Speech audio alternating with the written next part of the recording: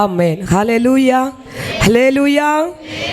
இந்த நாளின் தியானத்திற்காக கர்த்தர் தந்த வேத பகுதி 1 சாமுவேல் 4ஆம் அதிகாரம் 21ஆம் வசனம். தேவனுடைய பெட்டி பிடிபட்டு அவளுடைய மாமனும் அவளுடைய புருஷனும் இறந்து போனபடினால் அவள் மகிமை இஸ்ரவேலை விட்டு போயிற்று என்று சொல்லி அந்த பிள்ளைக்கு இக்கபோத் என்று பெயரிட்டாள். அந்த பிள்ளைக்கு இக்கபோத் என்று பெயரிட்டாள். ஹல்லேலூயா. இந்த வேத பகுதியிலே ஒரு தாய் தன்னுடைய பிள்ளைக்கு ஒரு பெயரை அவள் சூட்டுவதை நாம் பார்க்க முடியும். ஏன் அது என்ன பேர் சூட்டுறது, அது என்ன பெரிய விசேஷமா அப்படின்னு சொல்லி நம்ம கேட்டோம்னா நிச்சயமாகவே பாருங்க, சாதாரணமாகவே ஒருத்தங்களுக்கு குழந்தை பிறந்துன்னு சொன்னால் அந்த பிள்ளைக்கு ஒரு நல்ல பேர் அவங்க சூட்டுவாங்க. அந்த பார்த்து நல்ல ஆசீர்வாதமான சந்தோஷமான ஒரு பேராக இருக்கணும்னு சொல்லிட்டு அந்த பிள்ளைக்கு பேர் சூட்டுவதற்காக இன்னைக்கு பைபிளில் என்ன ஆசீர்வாதமான பேர் இருக்குது அந்த பேரை போடலாம். இல்லது கூகுளில் நம்ம தேடி ஆசீர்வாதமான பேர் ஏதாவது இருக்குதா அப்படின்னு சொல்லி பார்த்து நம்ம தேடி போடுவோம் இல்லையா? அது கேட்குறவங்களுக்கும் சந்தோஷமாக இருக்கும். இந்த பிள்ளைக்கு இப்படிப்பட்ட பேரை சொல்லி கூப்பிடும்போது அந்த பிள்ளைக்கும் சந்தோஷமாக இருக்குன்னு சொல்லி ஒரு குழந்தை ஒரு வீட்டில் பிறந்துச்சுன்னா பார்த்து பேர் போடுவாங்க. ஹல்லேலூயா. ஆனால் இந்த தாய் பார்த்தீங்கன்னா நம்ம பேர் போடுறது சந்தோஷமாகவும் ஆசீர்வாதமாகவும் இருக்க வேண்டும் என்று ஒரு பேரை போடுவோம். ஆனால் இந்த வேத பகுதியில் சொல்லப்பட்ட இந்த தாய் தன்னுடைய பிள்ளைக்கு போட்ட பேர் ஒரு சந்தோஷமான பேரும் இல்லை, ஆசீர்வாதமான பேரும் இல்லை. மாறாக அந்த பேர் ஒரு துக்ககரமான பேராக இருந்தது. அவளே அந்த இடத்தில் சொல்லுவதை பார்க்கலாம். இந்த பிள்ளைக்கு இக்கபோத் என்று நான் பெயரிடுகிறேன். இக்கபோத் என்றால் மகிமை இஸ்ரவேலை விட்டு விலகிற்று என்று அர்த்தம். மகிமை இஸ்ரவேலை விட்டு விலகினது என்பதுதான் இக்கபோத் என்கிற பேரின் அடையாளம். ஹல்லேலூயா, ஆமென். பாருங்க, ஒரு நாள் இஸ்ரவேல் தேசத்திலே மகிமை இருந்தது. மகிமை என்றால் என்ன? நம்ம எதையுமே போட்டு குழப்ப வேண்டாம். மகிமை என்றால் தேவ பிரசன்னம். ஹல்லேலூயா. தேவன் அந்த இடத்தில் இருக்கிறார் என்பதற்கு அடையாளமாக சொல்லப்படுகிற ஒரு வார்த்தை தான் மகிமை. ஹல்லேலூயா. இஸ்ரவேல் தேசத்திலே தேவ மகிமை இருந்தது. ஹல்லேலூயா. இன்றைக்கு அநேக சபைகளிலே பார்த்தீங்கன்னு சொன்னா ஒரு காலம் தேவனுடைய பிரசன்னம் அதிகமாய் இருந்திருக்கும். ஆனால் ஒரு காலகட்டத்திலே அந்த தேவ பிரசன்னம் அந்த சபையிலே பார்க்க முடியாது. ஹல்லேலூயா. இங்கிலாந்து தேசத்திலே பார்த்தீங்கன்னா அநேகர் கிறிஸ்துவை அறிந்து வெளிநாடுகளில் எல்லாம் போய் சென்று இயேசுதான் மெய்யான ஒளி என்று பிரசங்கிக்கும்படியாக இங்கிலாந்து தேசத்திலிருந்து மிஷனரிகளை அங்காங்கே தேசங்களுக்கு அனுப்பினார்கள். ஆனால் இன்றைக்கு அந்த இங்கிலாந்து தேசம் விக்கிரக கோயிலால் நிரப்பப்பட்ட தேசமாய் இருக்கிறது. ஹல்லேலூயா. அந்த தேசம் மகிமை இழந்த தேசமாய் இருக்கிறது. இன்னைக்கு அநேகருடைய குடும்பங்களில் பார்த்தால் ஒரு காலம் தேவ மகிமையால் நிரப்பப்பட்ட குடும்பங்களாய் இருக்கும். ஆனால் நாட்கள் செல்ல சில தேவ மகிமை இழந்த குடும்பமாய் இருக்கிறது. தனிப்பட்ட மனிதனுடைய வாழ்க்கையிலும் ஒரு நாள் தேவ பிரசன்னத்தினால் அவன் நடந்திருப்பான். ஆனால் நாட்கள் செல்ல சில தேவ மகிமை இழந்த இக்கபோத் என்கிற ஒரு அனுபவத்தில் வாழ்ந்து கொண்டிருக்கிற அநேகர் இன்றைக்கு இருக்கிறார்கள். ஹல்லேலூயா.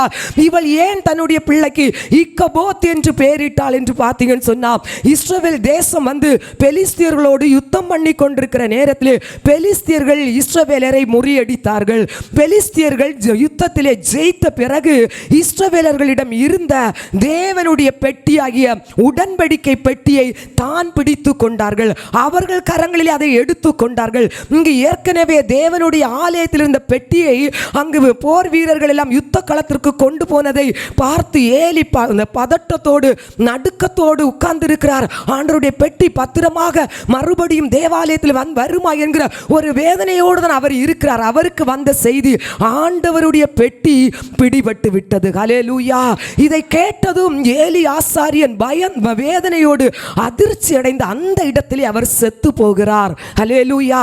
இந்த செய்தி அவருடைய மருமகள் நிறைமாச கர்ப்பிணியாய் இருக்கிறாள். அவளுக்கும் இந்த செய்தியை கொடுக்கிறார்கள். உன்னுடைய மாமாவும் இறந்து விட்டார், உன்னுடைய கணவனாரும் இறந்து விட்டார், தேவனுடைய பெட்டியும் பிடிபட்டு விட்டாயிற்று என்று சொன்ன உடனே அவள் நிறைமாத கர்ப்பிணியாக இருந்த அந்த அதிர்ச்சி செய்தியை கேட்ட உடனே அவள் வேதனையோடு பிரசவ வலி அவள் ஒரு ஆண் குழந்தையை அந்த இடத்தில் பெற்றெடுக்கிறாள். ஹல்லேலூயா.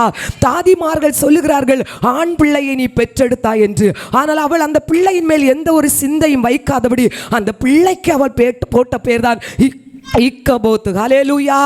மகிமை இஸ்ரவேலை விட்டு மாறிவிட்டது. ஹல்லேலூயா. ஒரு காலம் இஸ்ரவேல் தேசத்தில் தேவ மகிமை இருந்தது.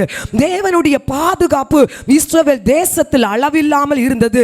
இஸ்ரவேல் தேசத்தை சூழ்ந்திருக்கிற எல்லா ராஜாக்களும் ஜனங்களும் இந்த தேசத்தை ஏறெடுத்து பார்ப்பதற்கே பயப்பட்டார்கள்.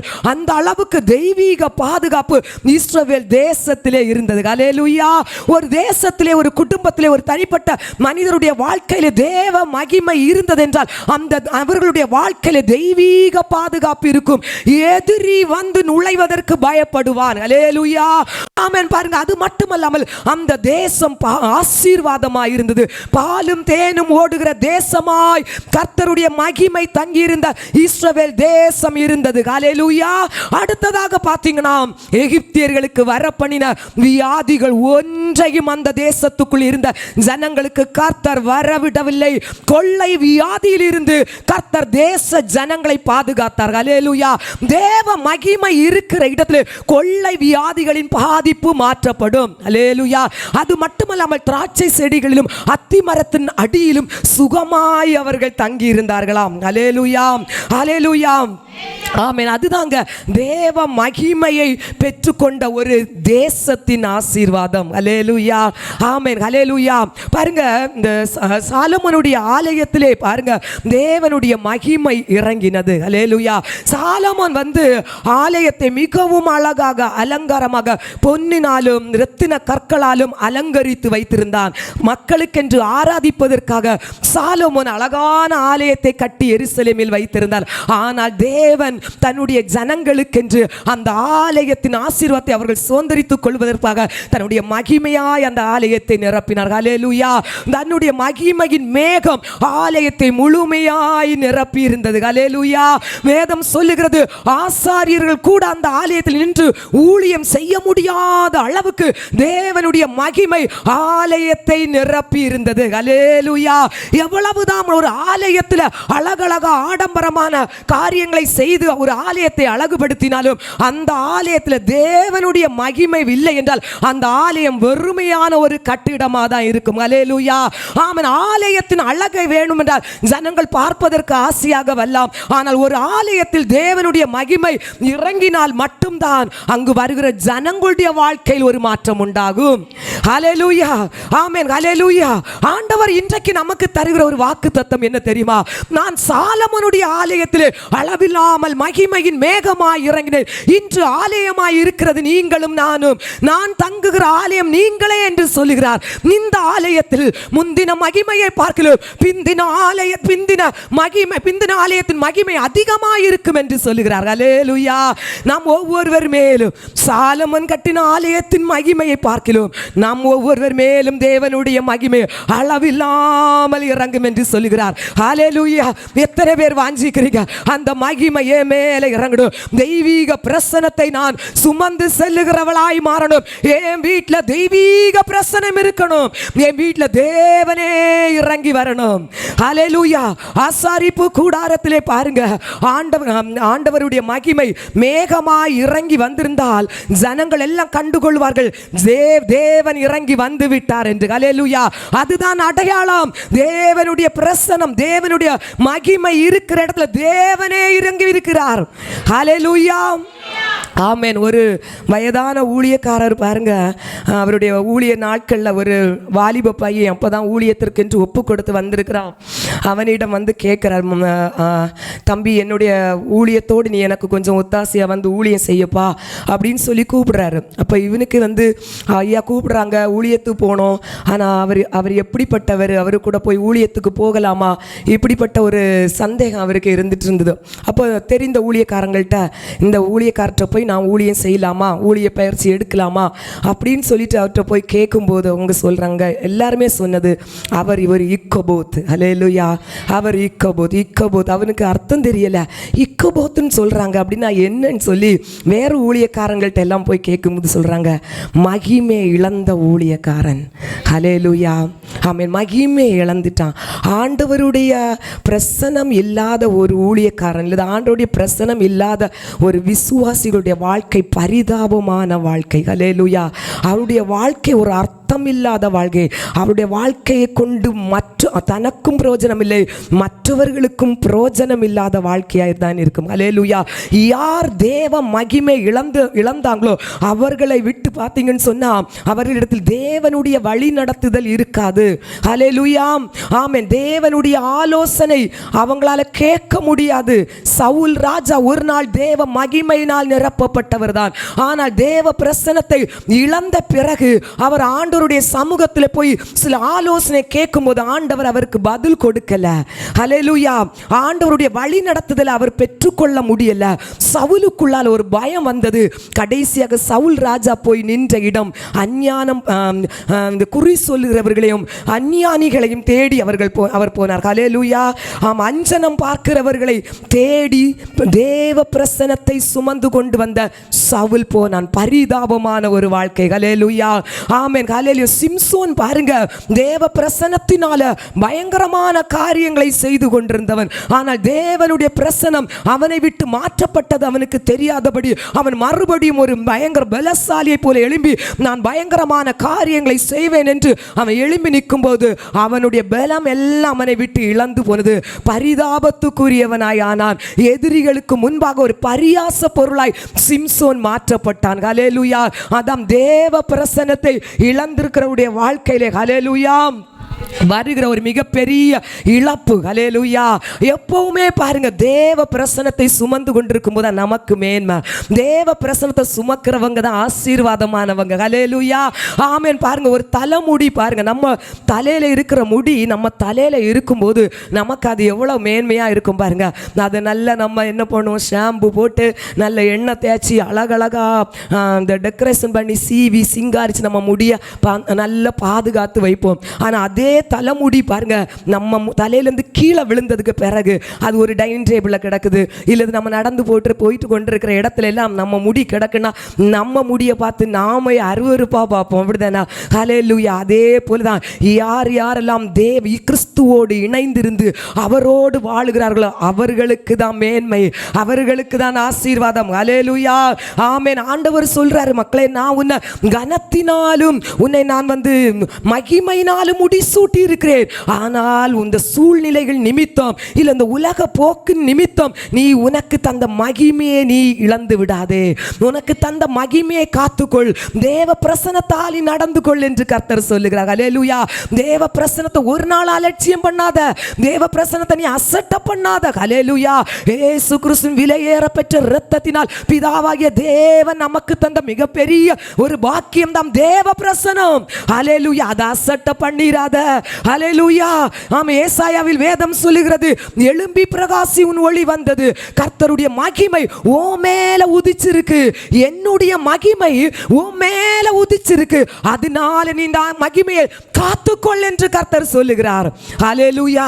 தேவ பிரசன்னத்தை நம்ம காத்துக்கொள்ளணும். தேவ ஜனமே, தேவ பிரசன்னம் மட்டும் நம்முடைய வாழ்க்கையில் இருந்தா ஹல்லேலூயா. ஆமென். எவ்வளவுதான் நம்முடைய வாழ்க்கை பார்த்தீங்கன்னு சொன்னா ஒரு பயங்கரமான சூழ்நிலையா இருந்தாலும் நமக்கு அந்த தேவ பிரசன்னம் நம்மோடு இருந்த ஒரு நம்பிக்கை இருக்கும். ஆண்டவர் என் கூட தான் இருக்கிறாருன்னு. ஹல்லேலூயா. ஆமா பாருங்க, தேவ பிரசன்னத்தோடு ஒருத்தங்க தன்னுடைய வாழ்க்கை நடத்தி செல்லும்போது அவங்க வாழ்க்கையில ஒரு ஜெயம் உண்டு. ஹல்லேலூயா. அவங்க வாழ்க்கையில தோல்வி நிச்சயமா இருக்காது.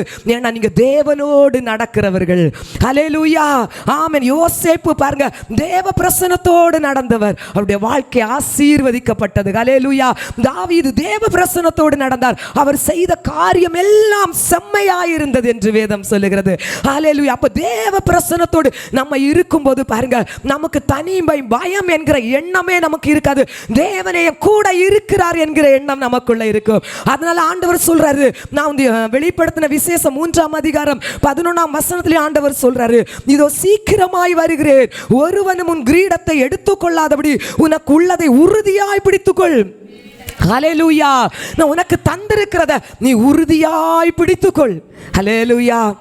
ஆமென். ஹல்லேலூயா. பாருங்க, ரட்சிப்பு வந்து ஈஸியா நம்ம பெற்றுக்கொள்ளலாம், அபிஷேகத்தை ஈஸியா பெற்றுக்கொள்ளலாம்.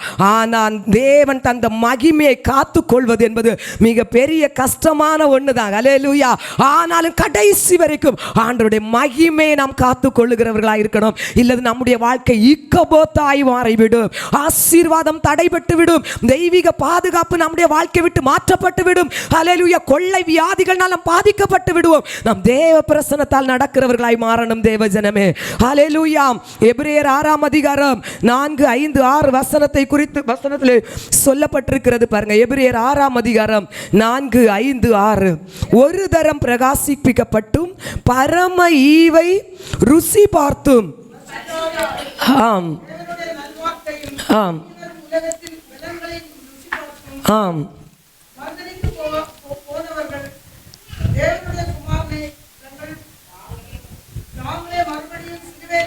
ஆமென். தேவனுடைய குமாரனை தாங்களே மறுபடியும் சிலுவையில் அறைந்து அவமானப்படுத்துகிறபடியால் மனம் திரும்புதலுக்கு ஏதுவாய் அவர்களை மறுபடியும் புதுப்பிக்கிறது கூடாத காரியம் என்று வேதம் சொல்லுகிறது.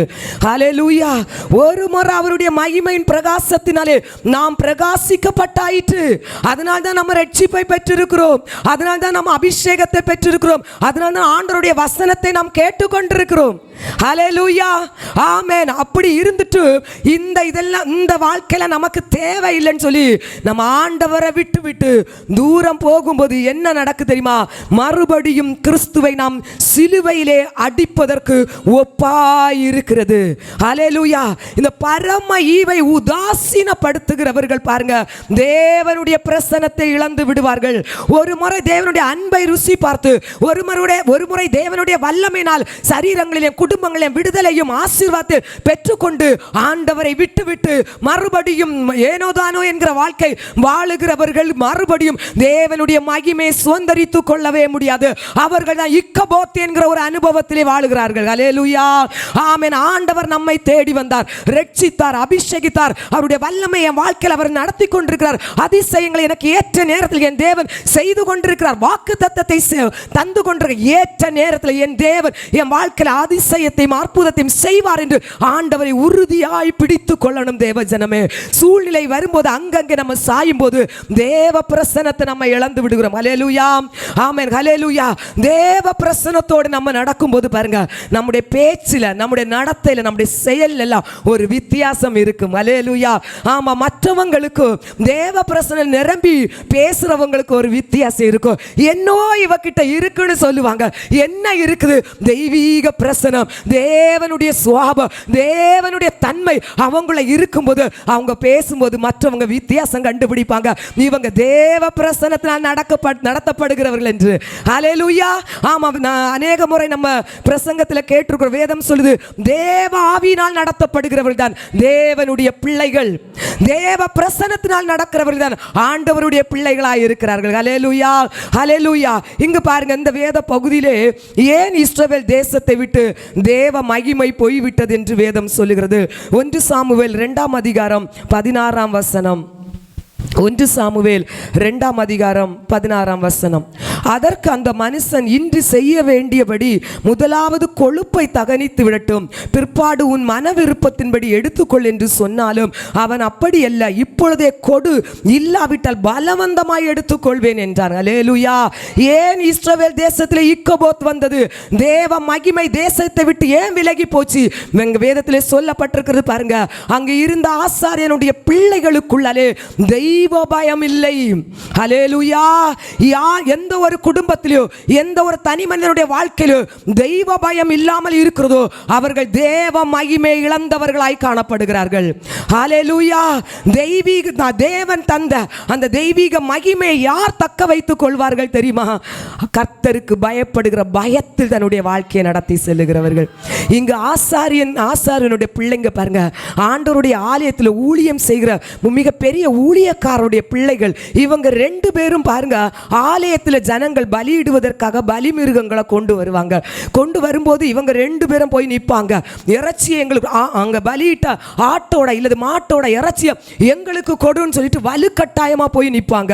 அப்போ இவங்க சொல்லுவாங்க, அந்த கொழுப்பை எடுத்து ஆண்டவருக்கு அதை வேக வச்சு ஆண்டவருக்கு தகனிச்ச பிறகு நாங்கள் உங்களுக்கு மீதமுள்ள இறைச்சியை தாரோம், அது வரைக்கும் பொறுத்துடுங்கன்னு சொல்லிட்டு இங்க இவங்க சொன்னாலும் இவங்க கேட்கவே மாட்டாங்க. நீ ஆண்டவருக்கு எப்பனாலும் படைச்சிக்க, எங்களுக்கு முதல்ல போடு. அல்லேலூயா. ஆமா, தெய்வ பயம் இல்லாதவன் ஆண்டவருடைய பங்குல போய் கை வைப்பான். இது எங்க இருந்தாக்க இப்படி பேசுறோன்னு உள்ள ஒரு எண்ணமும் இல்லை. இது தேவ சமூகமாகும், இது தேவன் தங்குற ஆலயமாகும், தேவனே எழுந்தருளி இருக்கிற இடமாகும் உள்ள எண்ணமே இல்லாதபடி அந்த இடத்தில் அவர்கள் துணிகரம் கொண்டு நின்றது நிமித்தம், தெய்வ பயம் இல்லாத நிமித்தம் முழு தேசத்தில் இருந்தே மகிமை விலகி போச்சு. கர்த்தருக்கு கொடுக்க வேண்டிய கனம் இல்ல ஆலயத்தில், கர்த்தரை துதிக்கிற துதி இல்ல, ஆவியோடும் உண்மையோடும் ஆராதிக்கிற ஆராதனை ஆலயத்தில் இல்ல. அப்படி ஒரு ஆலயத்திலே அப்படிப்பட்ட காரியம் இல்லாத பட்சத்திலே ஆலயமாயிருந்தாலும் நம்முடைய வீடாயிருந்தாலும் நம்முடைய தனிப்பட்ட சரீரமாயிருந்தாலும் தேவனுடைய பிரசன்னம் நம்மை விட்டு மாறி போகும். எந்தெந்த மனிதர் எந்தெந்த ஒரு தனி மனிதன் கர்த்தரை எப்பொழுதும் துதித்து கொண்டிருக்கிறானோ, அவனுடைய இருதயத்தில் எப்பொழுதும் ஒரு தெய்வீக பயம் இருக்குதோ, அவனுக்குள் தேவ மகிமை தங்கி இருக்கிறது. ஹல்லேலூயா. ஆமென். சாதாரணமா அங்க வந்து பலியிடுகிற விசுவாச மக்களுக்கு இருக்கிற ஒரு தெய்வீக பயம் கூட தேவனுடைய ஊழியத்தை செய்கிற ஊழியக்காரனுடைய பிள்ளைகளுடைய இருதயத்தில் இல்லாமல் போனதை பார்த்து தேசத்திலிருந்தே மகிமை கர்த்தர் எடுத்து விட்டார். எவ்வளவு பயங்கரமான ஒரு காரியம் பாருங்க. ஹல்லேலூயா, ஹல்லேலூயா. தேவ ஆலயத்திலே தேவன் பிரசன்னமாகிற இடத்திலே கர்த்தருக்கு கொடுக்க வேண்டிய கனத்தை நம்ம கொடுக்கணும். இன்றைக்கு நம்முடைய சரீரம் தேவன் தங்குகிற ஆலயம். அவருடைய விலையேற பெற்ற இரத்தத்தினால் நம்மை மீட்டெடுத்திருக்கிறார். அவருடைய இரத்தத்தை விலைக்கிரயமாய் கொடுத்துதான் நீ எனக்குரியவள், நீ என்னுடையவள் என்று அவர் சொந்தம் பாராட்டி கொண்டிருக்கிறார். இந்த இருதயத்துக்குள்ளே கர்த்தரை துதிக்கிற துதி இருக்கிறதா? கர்த்தருக்கு விரோதமாய் துணிகரமாய் பேசும்போது, கர்த்தருக்கு விரோதமாய் நடக்கும்போது இருதயத்தில் ஒரு நடுக்கம் வருகிறதா? இல்லை என்றால் நாம் இக்கபோத்தாய் காணப்படுகிறோம். ஹல்லேலூயா, ஆமென், ஹல்லேலூயா. எவன் ஒருவன் பாருங்க அந்த இடத்துல சொல்றாங்க, நீ கொடுக்கிறியா இல்லை நாங்கள் எடுக்கட்டுமா? நீ மரியாதையாக கொடுத்தா உனக்கு நல்லது, இல்லை உன்னை அடித்து பிடிச்சி வாங்கினா உனக்கு மரியாதை போயிடும்னு சொல்லி அவங்க வந்து ரொம்ப கோபத்தோட விசுவாச ஜனங்கள்கிட்ட போய் நிற்கிறாங்க. ஹல்லேலூயா, ஹல்லேலூயா. பங்கு அப்போ யார் யாருக்குள்ள தெய்வ பயம் இல்லையோ கர்த்தருடைய பங்கிலே போய் கை வைப்பாங்க. புரியுதா? ஆண்டவருக்கு கொடுக்க வேண்டிய பங்குல கை வைக்கிறவங்க தெய்வ பயம் இல்லாதவர்கள். ஹல்லேலூயா. 10 மணிக்கு ஆராதனைன்னு சொன்னா 10:30 நம்ம வந்தோம்னா அந்த அரை மணிக்குறோம் ஆண்டவருடைய பங்கை நமக்கு பிடுங்கி வச்சிருக்கிறோம். ஹல்லேலூயா. இல்லை அநேகர் பஸ்ஸில் வரீங்க, உங்களுக்கு இல்லை, உங்களுக்கு முடியாத சூழ்நிலை தான். ஆனாலும் ஹல்லேலூயா, எனக்கு பிரசங்கத்தின் அடிப்படையில் எனக்கு சொல்லணும். ஹல்லேலூயா. துணிகரமாய் கர்த்தருடைய பங்கை பிடுங்கி எனக்கு ஆண்டவருக்கு புறவு பார்க்கலாம். அங்கே ஊழியக்காரங்க அங்கே விசுவாசிகள் சொல்கிறாங்க, ஐயோ நாங்கள் ஆண்டவருக்காக பலியிட வந்திருக்கிறோம், அந்த கொழுப்பை வேக வச்சு ஆண்டவருக்கு பலியிட்டுட்டு நான் தரேன். இல்லை இல்லை, எனக்கு முதல்ல 10 மணிக்கு ஆராதனா 10:30 மணிக்கூர் எனக்கு 10:30 ஆண்டவருக்கு போதும். நம்ம மகிமே இழந்துருவோம் தேவ ஜனமே. உங்களுக்கும் சரிதான், எனக்கும் சரிதான். முதல் வசனம் என்னதான் குத்தம்? இருபுறம் கருக்குள்ள பட்டயம் வார்த்தை குத்திட்டு தான் அங்கே வரோம். ஹல்லேலூயா, ஆமென், ஆமென். அப்போ பங்கு என்ன? ஹல்லேலூயா. ஆண்டவருக்கு கொடுக்க வேண்டிய நேரத்தை பிடுங்கி நம்ம சொந்தப்படுத்துறது, வழியில் வாரவங்கள்ட்ட இருந்து கதை கேட்கறது, பேசுறது. அல்லேலூயா, ஆமென். இக்கபோத்தாயிரும் தேவ ஜனமே. துதியோடும் ஸ்தோத்திரத்தோடும் ஆண்டவருடைய ஆலயத்தில் பயபக்தியோடு வந்து கர்த்தரை நாம் பணிந்து கொள்ள வேண்டும். இந்த வேதம் சொல்லுகிறது பாருங்க, பரிசுத்த அலங்காரத்துடனே கர்த்தரை தொழுது கொள்ளுங்கள். கர்த்தருக்குரிய பயம் எங்கே? ஹல்லேலூயா. கர்த்தருக்குரிய கனம் எங்கே? இன்றைக்கு ஹல்லேலூயா ஆமென் ஆண்டவருடைய சமூகத்தில் பயபக்தியோட துதியோடும் ஸ்தோத்திரத்தோடும் ஆண்டவருடைய ஆலயத்துக்குள்ளே நுழைய வேண்டிய நம்ம பயமும் இல்லை நடுக்கமும் இல்லை. ஹல்லேலூயா. நான் சாயங்காலம் 4 மணி ஆனா 5 மணி ஆனா பைபிளை எடுத்து ஒரு நோட்டம் ஒரு பெண்ணோட இருந்து பைபிள் தியானிப்பேன். ஜனவரி 1ஆம் தேதி தீர்மானிச்சிருப்போம். 4 மணிக்கு இல்லை 5 மணிக்கு தீர்மானிச்சிருப்போம். 5 மணிலேருந்து 5:30 வரைக்கும் யாருக்கிட்டையாவது போன் பேசிட்டு இருந்தோம்னா கர்த்தர் கொடுக்கிற பங்க நம்ம அபகரிச்சிட்டோம். 5:30க்கு பிறகுதான் ஆண்டவருக்கு பங்கு கொடுக்கிறோம். அல்லேலூயா. இன்னைக்கு அல்லேலூயா வராது. ஆமென். அல்லேலூயா. ஆமென். ஆண்டவர் நமக்கு ஒரு ஆசீர்வாதமாக ஆண்டவர் நமக்கு என்ன ஒரு காரியம் தந்தாலும் பொருளாதாரத்தில் நமக்கு நல்ல வேலை செய்து கர்த்தர் நல்ல ஒரு ஆசீர்வாதத்தை தந்தா உற்சாகமாக அல்லேலூயா உற்சாகமாக 10,000 வந்தாலும் 10 ரூபாய் அது உற்சாகமாய் ஆண்டவருக்குன்னு ஒதுக்கி வைக்கிறார். அது கர்த்தர் கொடுக்கிற பங்கு. உற்சாகமாய் கொடுக்கிறவனிடத்தில் கர்த்தர் பிரியமாய் இருக்கிறார். அப்ப எதெல்லாம் கர்த்தருக்கு கொடுக்க வேண்டியது தான் அபகரிச்சு வச்சிருக்கிறோமோ அப்படி வச்சிருந்தா நம்ம இன்னைக்கு இக்கபோத் என்கிற அனுபவத்தில் தான் இருக்கிறோம். தேவ மகிமை இழந்துருவோம். தேவ ஜனமே, கர்த்தருடைய சமூகத்துக்கு கொடுக்க வேண்டிய மேன்மையை நம்ம கர்த்தர் அங்கு கொடுக்கணும். அல்லேலூயா. 2வதாக ஒரே ஒரு காரியத்தை மட்டும் நான் சொல்றேன் பாருங்க.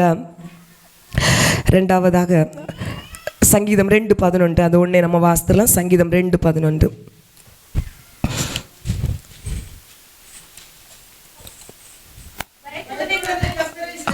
எப்படியா சொல்லுங்க எல்லாரும் எடுத்திருப்பீங்கல்ல. பயத்துடனே ஆமென். ஹல்லேலூயா. பயத்துடனே பாருங்க. ஒரு மனுஷனுடைய வாழ்க்கையில தெய்வம் பயம் இல்லைன்னா அவன் என்ன ஆகுறான்? தெய்வத்துடைய மகிமையை இழந்துறியான். ஆமாம், அவனுடைய மகிமை இழந்த பிறகு அவனால் பரிசுத்தத்தை காத்துக்கொள்ளவே முடியாது. ஹல்லேலூயா. என்னதான் பரிசுத்தமா வாழ நம்ம பிரயாசப்பட்டாலும் நம்ம மாமிசீக பலத்தில் பரிசுத்தத்தை காத்துக்கொள்ளவே முடியாது. எவருக்குள்ளால தெய்வீக பிரசனம் தங்கி இருக்குதோ, ரட்சிக்கப்பட்ட நாள் தெய்வீக பிரசனம் நமக்குள்ள வந்தது. பரிசுத்தாவின் அபிஷேகத்தை பெற்ற நாள் தெய்வீக பிரசனம் நமக்குள்ள வந்தது. ஹல்லேலூயா. அந்த பிரசனத்தை யார் தக்க வைத்துக் கொள்ளுகிறார்களோ அவர்களால் மட்டும்தான் பரிசுத்தமான வாழ்க்கை வாழ முடியும். ஹல்லேலூயா. இது ஒரு போலியான வாழ்க்கை தான். பரிசுத்தமா வாழணும் பிரயாசப்படுவாங்க, ஆனா தோற்று போயிருவாங்க. ஆனா தேவ பிரசனத்தோடு நடக்கிறவங்க பிரயாசப்படாண்டாம். அவங்களுடைய வாழ்க்கை அவங்களுடைய பாதையை பரிசுத்தமான பாதையா தான் இருக்கும். கர்த்தருடைய வழியா தான் இருக்கும். அல்லேலூயா. கர்த்தருக்கு பயப்படுகிற பயம் இது மட்டும் இல்ல பாருங்க. ஆண்டவருடைய வசனத்துக்கும் பயப்படணும், ஆண்டவருடைய வார்த்தைக்கும் பயப்படணும், அவருடைய வார்த்தைக்கு நடுங்கணும். அல்லேலூயா. ஆமென். வேதத்துல பாருங்க அநேக கட்டளைகளை கர்த்தர் நமக்கு எழுதி தந்திருக்கிறார். அநேக ஆலோசனைகள் நமக்கு எழுதி தந்திருக்கிறார். உன் வாழ்க்கையை எப்படி சரி பண்ணணும், எப்படி சீர்படுத்தணும் உள்ள பல காரியங்களை கர்த்தர் வேதத்திலே நமக்கு எழுதி தந்திருக்கிறார். அல்லேலூயா. இப்படிப்பட்ட காரியங்களை பார்த்துட்டு அது கடக்கட்டும். அல்லேலூயா. ஆமா, இன்னைக்கு இது படிக்கிற நாளைக்கு அது கடக்கட்டும். அலட்சியம். பிரசங்கத்தை கேட்கும்போது அலட்சியம். அல்லேலூயா. அசட்டை பண்ணுகிற இருதயம் உள்ளவர்கள் யார் தெரியுமா? தேவ மகிமையை இழந்தவர்கள். ஹல்லேலூயா. ஆமென். தேவஜனமே, கர்த்தர் இன்றைக்கு சொல்லுகிற ஒரு மிகப்பெரிய ஒரு ஆலோசனை என்ன தெரியுமா? தேவ சமூகத்தில் மனம் பதறி ஒரு வார்த்தையும் பேசாதான். ஹல்லேலூயா. மனம் பதறி நீ ஆண்டவருடைய சமூகத்திலேயாக இருக்க, ஆண்டவர் பிரசன்னமாகிற ஆலயத்திலேயாக இருக்க, இந்த இடத்துல மனம் பதறி ஒரு வார்த்தை நீ பேசாத. பேசிட்டா தேவ பிரசனம் ஒன்னு அறியாமே விலகி போயிடும்.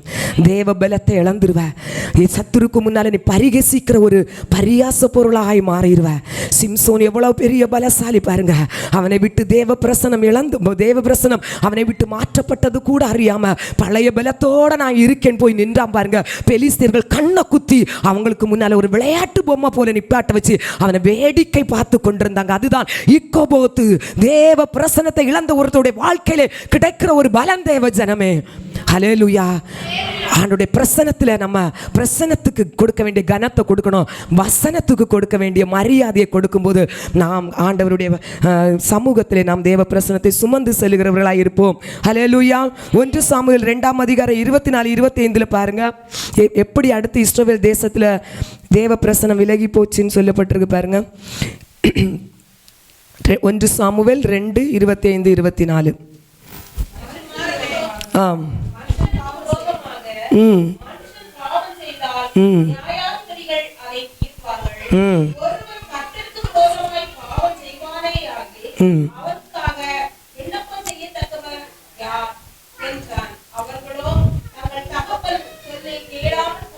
ம். ஆமென், ஹல்லேலூயா. இஸ்ரவேல் தேசத்திலே மகிமை விலகி போகிறதுக்கு ரெண்டாவது காரணம், ஊழியக்காரருடைய பிள்ளைங்க பாருங்க, தன் தகப்பனுடைய ஆலோசனையை வார்த்தையை கீழ்ப்படியாம தள்ளி விட்டது நிமித்தம் கர்த்தர் மகிமை தேசத்திலிருந்து எடுத்து விட்டார்.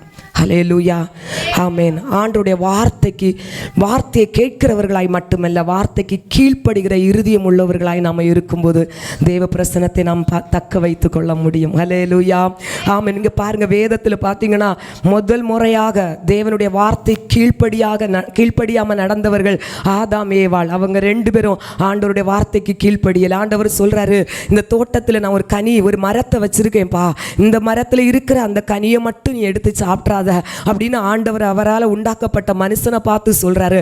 ஆனா அந்த மனுஷன் அவர் செய்யாதன்னு சொன்னதான் எடுத்து சாப்பிட்டுட்டாங்க. ஹல்லேலூயா. அன்னையோடு அவன் தேவ பிரசன்னத்தை எழுந்தான். முதல் கீழ்ப்படியாம எங்க தொடங்கினது? எங்க தொடங்குச்சு? ஏதேன் தோட்டத்தில் முதல் தொடங்குச்சு. ஹல்லேலூயா. அதுக்கு பிறகு சவுல் ராஜா தேவனுடைய வார்த்தை கீழ்ப்படியல. ஆண்டவர் சொன்னாரு, அமலேக்கியர்களை முற்றிலுமா அழிச்சிரு. ராஜாவாக அபிஷேகம் பண்ணப்பட்ட உடனே ஆண்டவர் கொடுத்த முதல் கட்டளை, சவுல் நீ அமலேக்கியரை முழுமையா அழிச்சிருன்னு. ஆனா அவன் சரியா கீழ்ப்படியல. கொஞ்சம் கீழ்ப்படிஞ்சான், கொஞ்சம் அவனுடைய விருப்பத்துக்கு நடந்துட்டான். தேவ பிரசன்னத்தை சவுல் ராஜா இழந்துட்டார். ஹல்லேலூயா, ஹல்லேலூயா. எங்க வேதம் சொல்லுகிறது பிறகு லூக்கா 11ஆம் அதிகாரம் 28ஆம் வசனத்திலே, தேவனுடைய வார்த்தையை கேட்டு அதை கை கொள்ளுகிறவர்கள் பாக்கியவான்கள். ஹல்லேலூயா. ஆமா, வார்த்தையை கேட்கிறவங்க பாக்கியவான் சொல்லல, வார்த்தையை கேட்டு அதற்கு கீழ்ப்படுகிறவங்கள் பாக்கியவான்கள். ஹல்லேலூயா, ஆமென், ஹல்லேலூயா. யோவான் 14:23 ஆண்டவர் சொல்றார், ஒருவன் என்னிடத்தில் அன்பாய் இருந்தால், ஹல்லேலூயா. நம்ம சொல்லுவோம், நான் ஆண்டவர்கிட்ட அன்பாய் இருக்கிறேன் ஆண்டவரே, அன்பு கூறுவேன் இன்னும் அதிகமாய். நம்ம எல்லாம் எவ்வளவு அழகா ஆராதிப்போம் பார்த்தீங்களா? அப்பா அன்பு கூறுவேன். அப்பா ஆண்டவர் என்ன சொல்ற, நீ மக்களை நீ அன்பு கூறுனா நீ எப்படிப்பட்டவளா இருப்ப தெரியுமா? வசனம் சொல்லுது யோவான் 14:23, ஒருவன் இல்லது ஒருத்தி என்னிடத்தில் அன்பாயிருந்தால் என் வசனத்தை கை கொள்ளுவாள், கை கொள்ளுவான். ஹல்லேலூயா. ஆமா, வசனத்திற்கு நடுங்குறவர்களாய் இருப்பார்கள், வசனத்துக்கு கீழ்ப்படிவார்கள். ஹல்லேலூயா. ஒரு சகோதரி பாருங்க, இது சில அசுத்த ஆவிகள் எல்லாம் வந்து சிலருடைய சரீரத்தில் வந்து ரொம்ப அலக்கழிக்கும் போது வந்து எதையாவது சொல்லும் பாருங்க. சில நேரத்தில் அது உண்மை சொல்லும், சில நேரத்தில் பொய் தான் சொல்லும். நம்ம திசையை திருப்புறதுக்காக ஏதாவது பொய் சொல்லிட்டு இருக்கோம் பாருங்க. ஆனால் அதை இந்த சகோதரர் நல்ல அபிஷேகத்தில் நிறைஞ்சவங்க தான், அவங்க வந்து அதை நம்புனாங்க. பிசாசு சொல்றத நம்புனாங்க. பிசாசு சொல்லுது, இங்க நேற்றைக்கு வந்து ஆக்சிடென்ட் ஆகி செத்தார் இல்லையா, அவருடைய ஆவிதான் நான் சொல்லிட்டு வந்து சொல்லிச்சு. உடனே எல்லாரும் என்ன பண்ணிட்டாங்க, ஓ செத்தம் வந்தா வந்து என் மகளுக்கு உடம்புல வந்திருக்கான்னு சொல்லிட்டு என்ன பண்ணிட்டாங்க, கிறிஸ்தவங்க தான், அபிஷேகம் பெற்றவங்க தான் கல்லறையை தேடி போனாங்க. எச்சி பாத்திரத்தில் எல்லாம் இருக்கு பாருங்க, அதெல்லாம் கொண்டு கழுவி கொண்டு ஊற்றலாம், அது வெளியே வரக்கூடாது. என்னென்னமோ செஞ்சு பார்த்தாங்க. என்கிட்ட வந்து சொன்னாங்க, எனக்கு மகளுக்கு இன்னாரு பிடிச்சிட்டாருன்னு. நான் சொன்னேன், அன்னாரு பிடிக்க முடியாது, அன்னாருக்கு ஆவி உடனே ஆண்டவர்கிட்ட போயிடும். வேதம் சொல்லுது, ஆவி தன்னை தந்த, ஆமா வேதம் சொல்லுது, ஆத்துமா இளைப்பாறம், மண்ணான சரீரம் மண்ணுக்கு போய். இது வசனம், இது சத்தியம். இதை சொல்லி கொடுத்தா அவங்க சொல்றாங்க, நீ என்ன சொல்றது? அந்த பிசாசே என்கிட்ட சொல்லிச்சுது. ஹல்லேலூயா. அப்ப நான் கேட்டேன், பிசாசுக்கு வார்த்தைக்கு நம்புவீங்களா, பைபிளில் சொல்லப்பட்ட வார்த்தையை நம்புவீங்களா? ஹல்லேலூயா. இன்னைக்கு நிறைய பேர் இன்னைக்கு அபிஷேகத்தை பெற்று ஈக்கபோத்தா இருக்கிறதுக்கு காரணம் பார்த்தீங்கன்னா, வார்த்தையை நம்புறதில்ல, வார்த்தைக்கு கொடுக்க வேண்டிய கனம் கொடுக்கறதில்ல, வார்த்தைக்கு கீழ்ப்படுகிறதில்ல. பிசாசு சொல்றதும் பக்கத்தில் இருக்கிற சொந்த பந்தம், அண்ணி, மாமா சொல்றதை இன்னைக்கு நம்புறனாதான் அநேகர் அபிஷேகத்தையும் பிரசன்னத்தையும் இழந்து கொண்டிருக்கிறாங்க. பேருக்கு தான் விசுவாசி, பேருக்கு தான் ஆராதிக்க வரவங்க, பேருக்கு தான் ஊழியக்காரங்களா இருப்பாங்க, அங்க உள்ள அவர் இருக்க மாட்டாரு. ஹல்லேலூயா. என்னதான் வரங்களை பெற்றிருந்தாலும், ஒரு நாள் கர்த்தர் நம்மை கொண்டு பயங்கரமான கிரியைகளை நடத்தி இருந்தாலும், ஆண்டவருடைய வார்த்தைக்கு கீழ்ப்படியாதவங்க, தேவ சமூகத்தில் துணிகரம் கொள்றவங்க, தேவ பிரசனை இழந்து சும்மா பார்வைக்கு ஊழியக்காரங்களாகவும் பார்வைக்கு விசுவாசிகளாக தான் இருப்பாங்க. தேவ மகிமை இழந்தவர்கள். ஹல்லேலூயா. கவனமா இருக்கணும் தேவ ஜனமே. ஜெபிக்க போற இடத்துல போய் நீங்க வந்து ஒரு நாள் அப்படி நடந்து இப்படி நடந்து போக கூடாது. இன்றைக்கு அவங்க தேவ பிரசனத்தோடு தான் ஊழியம் செய்கிறார்களா உள்ளதை நீங்க ஆராய்ந்து அறிந்து அவங்கள்ட்ட போய் இருந்து வசனத்தை நீங்க தியானிக்கிறவர்களா இருக்க வேண்டும். ஹல்லேலூயா. வஞ்சிக்கப்பட்டு விடுவோம் தேவ ஜனமே. யாக்கோபு 1ஆம் அதிகாரம் 22 வேதம் சொல்லுகிறது, நீங்கள் உங்களை தாங்களே வஞ்சியாதபடிக்கு வசனத்தை கேட்பவர்களாய் மாத்திரமல்ல, அதன்படி செய்கிறவர்களாய் இருங்கள். ஹல்லேலூயா. ஆமென். வசனத்தின்படி நடக்கிறவங்க தன்னை தானே வஞ்சிக்கல, தேவ பிரசனத்தை அவங்க இழந்துட மாட்டாங்க. கடைசியாக ஒரு வசனம் மட்டும் சொல்லி நான் முடிக்கிறேன். 1 சாமுவேல் 15ஆம் அதிகாரம் 22ஆம் வசனத்திலே ஆண்டவர் சொல்லுகிறார், பலிகளையும் சர்வாங்க தகனங்களையும் பார்க்கிலும் கர்த்தருடைய சத்தத்திற்கு கீழ்ப்படிதல் உத்தமம், ஆட்டுக்கடாக்களின் இனத்தை காட்டிலும் செவி கொடுத்தல் நல்லது. அல்லேலூயா. ஆமென். பாருங்க, அங்க அழகா ஆண்டவர் சொல்றாரு, நம்ம ஸ்தோத்தரிக்கிற ஸ்தோத்திரமோ, கைதட்டுற தட்டும், சத்தமா ஆராதிக்கிற ஆராதனையும், நம்ம இதையெல்லாம் அதுவும் கர்த்தருக்கு விருப்பம் தான். இதையெல்லாம் காட்டிலும் ஆண்டோடைய வார்த்தைக்கு நீ கீழ்ப்படுகிறதான் கர்த்தருக்கு உகந்த பலியா இருக்கிறது. அதுதான் உன்னை ஆசீர்வாதத்தை, உன்னை மேன்மையாய் நடத்த செல்ல போதுமானதாக இருக்கிறது. ஹல்லேலூயா. இன்னைக்கு பாருங்க, நம்ம ஒரு அந்த நம்ம படிக்கட்டு இருக்கு பாருங்க, மேலே படிக்கு நம்ம போனோம்னு சொன்னா முதலாவது எந்த படியில் காலை வைக்கணும்? கீழ்படியில் காலை வச்சாதான் நம்ம மேல் படிக்கு போக முடியும். ஹல்லேலூயா. அதே தான் வேதவசனம் சொல்லுது. நீ முதல் வசனத்துக்கு கீழ்ப்படி. ஹல்லேலூயா. உன்னை கர்த்தர் மேன்மையாய் உயர்த்துவார். நீ தேவ பிரசனத்தை சுமந்து செல்கிற பாத்திரமாய் இருப்பாய். உங்க கூடாரங்களிலும் தேவ ஜனமே, தேவ பிரசனம் அளவில்லாமல் இறங்கட்டும், தேவ மகிமை தங்கி இருக்கட்டும். ஹல்லேலூயா. முந்தின ஆலயத்தின் மகிமை பார்க்கிலும் பிந்தின ஆலயத்தின் மகிமை அதிகமாய் இருக்கும் என்று கர்த்தர் நமக்கு வாக்கு தந்திருக்கிறார். நம்முடைய சரீரம் என்கிற ஆலயத்திலே ஆண்டவருடைய மகிமை அதிகமாய் தங்கி இருக்கட்டும். ஒரு நாளும் மகிமை இழந்துராதுங்க. இது எல்லாருக்கும் கிடைக்காத ஒரு மிகப்பெரிய பாக்கியம், மிகப்பெரிய ஆசீர்வாதம். தக்க வைத்துக் கொள்ளுங்க. அதான் ஆண்டவர் சொல்றார், உனக்குள்ளதை எவரும் பறித்து கொள்ளாதபடிக்கு நீ அதை காத்துக்கொள். இந்த செய்தியின் மூலமாக கர்த்தர் நம்மோடு பேசி இருக்கிற ஒரே ஒரு காரியம் தான், தந்த மகிமை காத்துக்கொள், தந்த மகிமை இழந்துராத. அவ்வளவு விசேஷித்த ஆண்டவரால் தெரிந்தெடுக்கப்பட்ட இஸ்ரவேல் ஜனங்களை விட்டே தேவ மகிமை விலகி போகுமானால் நீங்களும் நானும் எம்மாத்திரம். ஹல்லேலூயா. ஒவ்வொரு நாளும் நம்மை நாமே தேவ சமூகத்தில் ஆராய்ந்து பார்த்து ஆண்டோடைய பிரசன்னத்தோடு நாம் நடப்போம். ஜெயமாய் கர்த்தர் நம்முடைய வாழ்க்கையை நடத்தி செல்லுவார். ஆமென்.